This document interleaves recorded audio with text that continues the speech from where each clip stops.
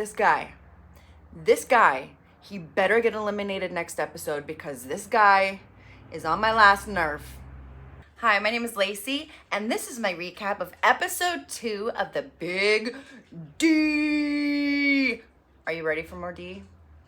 I'm ready for more D. And if you like my videos, please like and subscribe and hit the notification bell. Let's get into it. Now that Brooks has been eliminated, Casey is loving life and flirting with all of the guys and has free reign of the house. She seems to connect with David, who she went on the date with, and who is Jillian's ex.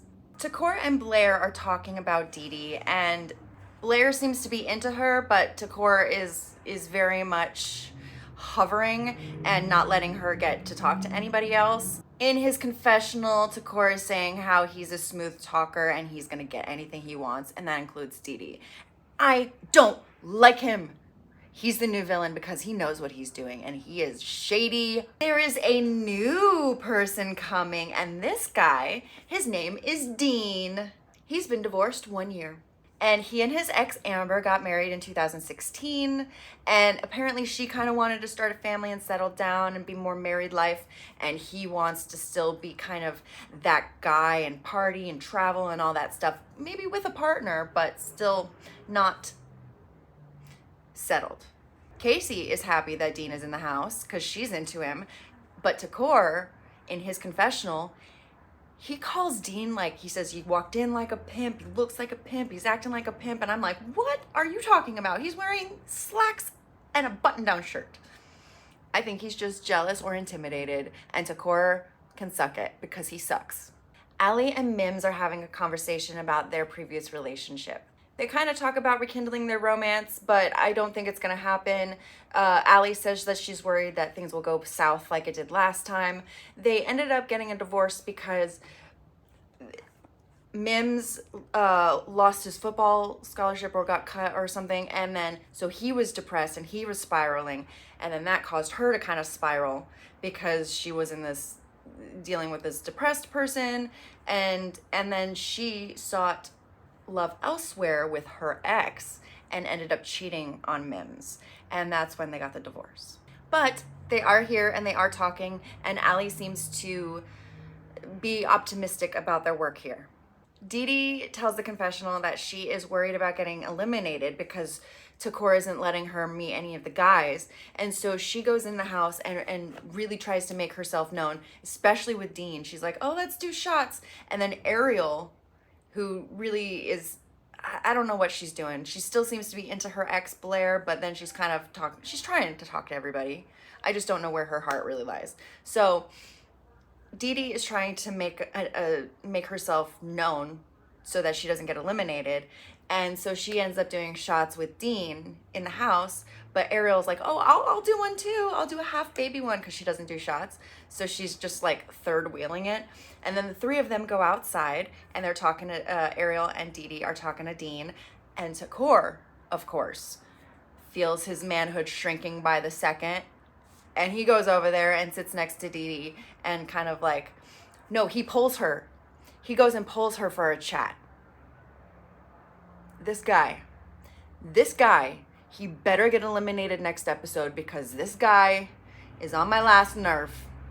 In this conversation, Takor is accusing Dee Dee of like flirting with everybody and rubbing it in his face and being like, he's just a dick. And he says that she's being offensive, and it's like, dude, you are broken up. She can do what she wants. And even if you guys weren't broken up, back the fuck off. Back off. This guy, fuming. So Dee Dee thankfully stands her ground and is like, no, I can talk to people. Why are you getting butthurt about this? He says, oh, thanks for the apology. What is she supposed to apologize for? She's supposed to apologize for talking to somebody else, for flirting with somebody else, when she is not involved with you. You have no right at all. Ugh. This guy. Dee Dee says he needs help and walks away. Yes, girl. Yes. In Ariel's confession, she says that she needs to focus on meeting other people and not try and rekindle things with Blair because things are definitely over on his side of it. So she's talking to David in the pool, and Jillian, David's ex, is mad about it because she thinks that Ariel's in here for the wrong reasons or something, or doesn't trust her, but it's like she's just talking to David about playing video games, and it's like, okay. And in this conversation, David says that Jillian called him uncool. And so then Ariel is like, oh, well, is he cool? Is he not cool? And Jillian's like in this weird spot because she's like, she doesn't know if she wants David back, but she doesn't want him flirting with anybody else, especially not Ariel, but I don't know why. I think it's just anybody, not Ariel specifically. Dr. Jada and the hosts are back for their next exercise. And in this one, everybody pairs up with somebody who's not their ex and somebody who they want to go on a date with, potentially. And unfortunately, everybody pairs up, but Takor and Jillian are last picked because Takor sucks. Jillian just kind of stood there and didn't really make an effort to pair up with anybody. So Takor and her just were like, okay, I guess this is this. And the exercise is they have this like this board, and it has Velcro and a couple different options of deal breakers or red flags and stuff like that. And they have to rank them in order of what their red flags and deal breakers are. And then they're going to compare with their selected partner, who is not their ex, and the two couples who get the most at the same place get to go on the dates. And they are safe from elimination. Dean and Dee Dee are paired up. And I'm going to read this because there's a lot of stuff. So for Dean's top two deal breakers, he has somebody who can't take a joke and somebody who flirts nonstop, because apparently his ex couldn't take a joke. That rubs me the wrong way, just because sometimes jokes are not jokes.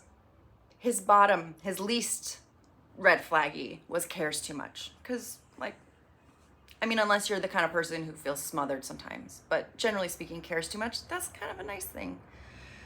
Dee Dee, her top two was internalize things and disrespect. So they did not match on the top. However, they did match on the bottom, which was cares too much. Blair and Allie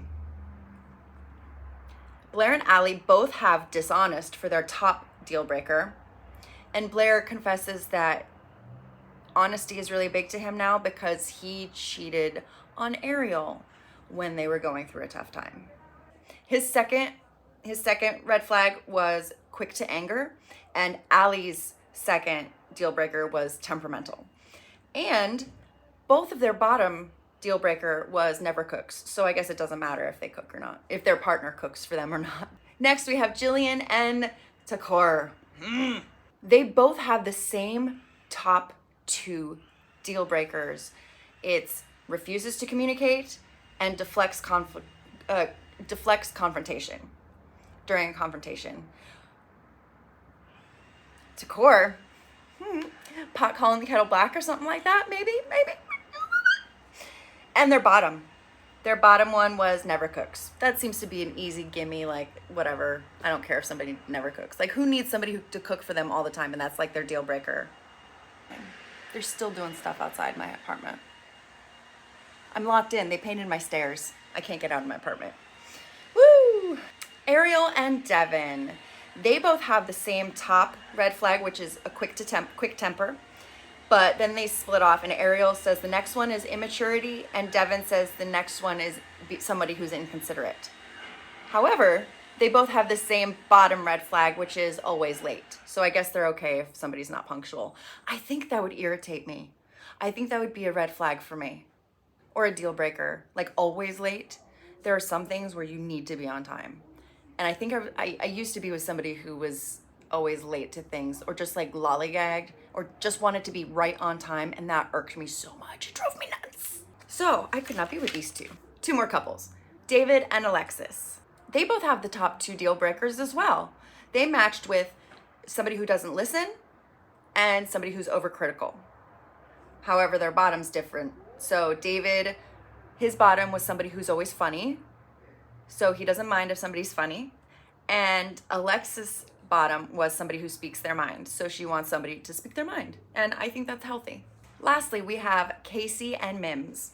I didn't get their bottom because the way that they held it up, it was It was blocked by their legs, so I didn't get to see their bottom red flag. However, their top two was Casey, unforgiving, and then her second one was somebody who is never wrong.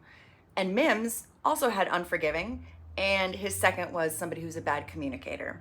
With that, the winners of the dates are David and Alexis, and surprisingly, Jillian and Takor. Ugh. That's gonna be a train wreck. Allie pulls Casey after the exercise and is talking about how she isn't really attracted to any of the guys in the house, and she's definitely not going to connect with them in order to win. And she also talks about how she was not attracted to her ex, Mims, for a long time until his behavior in treating her like a princess made her attracted to him. So when he stopped treating her like a princess, she lost her attraction to him. Telling. And apparently now, currently, as an ex and in their current situation, she's also not attracted to him. So Casey's like, wow, why are you even here? What are you doing? Ariel tries to talk to Blair, and this is awkward. She asks Blair if he has any advice for her, and he says, just keep doing what you're doing, be yourself. He's very curt with her and he doesn't want to talk to her, and it is clear. The fact that she's not getting the hint baffles my mind. She says she regrets leaving for LA, and he is just angry and mad and hurt. He said he didn't have anything when she moved. He didn't even, he was just on his own, and he didn't know or have anything. And she kind of wants to get back together, and he's just like, he's hurt, and he walks away. Ariel's crying. Got a lot of stuff to work through. She wants her friend back, but I don't know. He seems very, very hurt, but he's the one who cheated on her, so I don't know how that worked out. I feel like she kind of needs to be mad at him a little bit too. Devin and Alexis, as exes, are still throwing flirty jabs at each other because that's apparently the way they flirt. And Devin does say that they have hooked up since they've been divorced. Not on the show, but just in general. On the dates, Alexis and David are pretty much just friends, and they're having a fun time and just hanging out. Nothing romantic going on there. Jillian and Takor, they're having a fun time, and Jillian actually is like, hey, I got the wrong impression, or I got a shitty impression of you when you first came in because you were fighting with Dee Dee, and Dee Dee's my girl, so... And she asks him, like, hey, where are you coming from? And I don't trust a word that this man says, so I will not repeat it.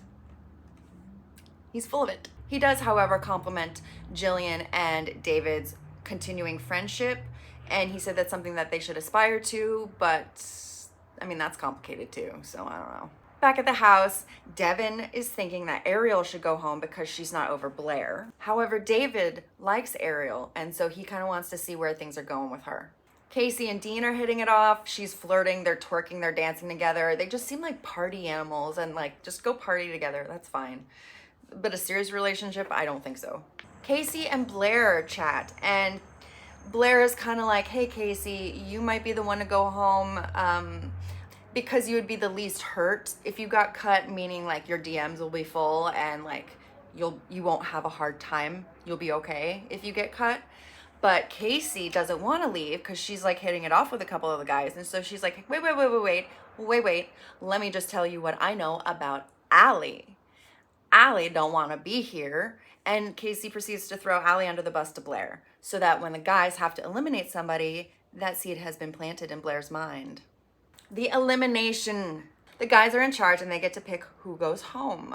So the ladies leave while the guys discuss. Takor immediately chimes in and is like, oh, Dee Dee should go home. And that's just because she's not talking to anybody. And it's like, what? Excuse me? And Blair, thank you, Blair. Blair chimes in and he's like, you know why she's not talking to anybody? Because you're hovering. You won't give her any space to talk to anybody because she would if you would back off. And I love you, Blair, for calling out Takor on his bullshit because it is. Devin chimes in and thinks Ariel should go.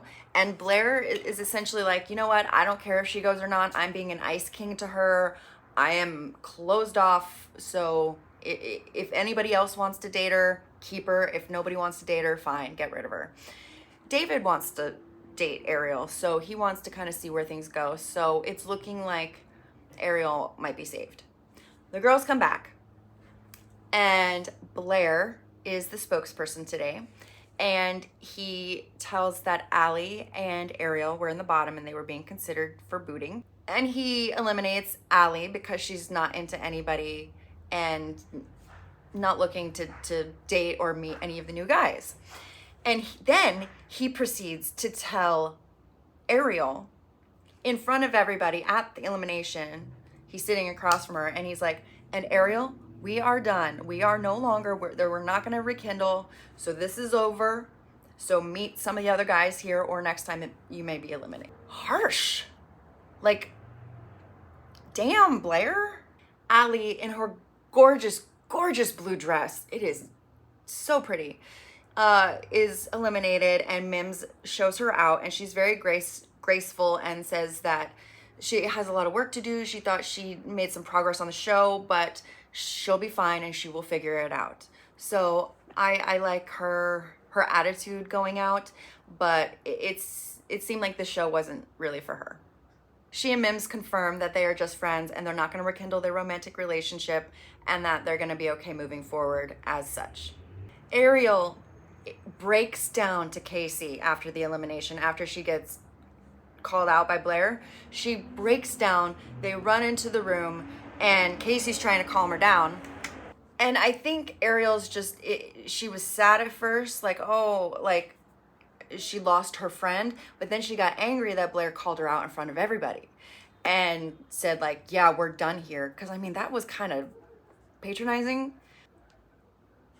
And Ariel closes the curtains and, I don't know, vents to Casey some more, but we don't know because that's where the episode ends. However, we do get a little teaser for the next episode in which somebody or somebodies will be coming the next morning. I'm guessing it's going to be 2 people. I don't know why. I just have a feeling it's going to be 2 because they didn't say 1 guest or, or you're going to have a new guest. They said like something like the doorbell's going to ring. I think it's going to be 2 guests or 2 new people, a divorced couple. That's my prediction. We shall see. What did you think of the Big D? Are you liking any of the couples? Do you think the right person got eliminated? Tell me your thoughts down below. And also, I am recapping Temptation Island, Love Island UK Summer 2023, and Love Always, the LGBTQ dating show on Paramount+. So if you're into any of those, check out my playlists and catch up. Thank you for watching. I will see you next time.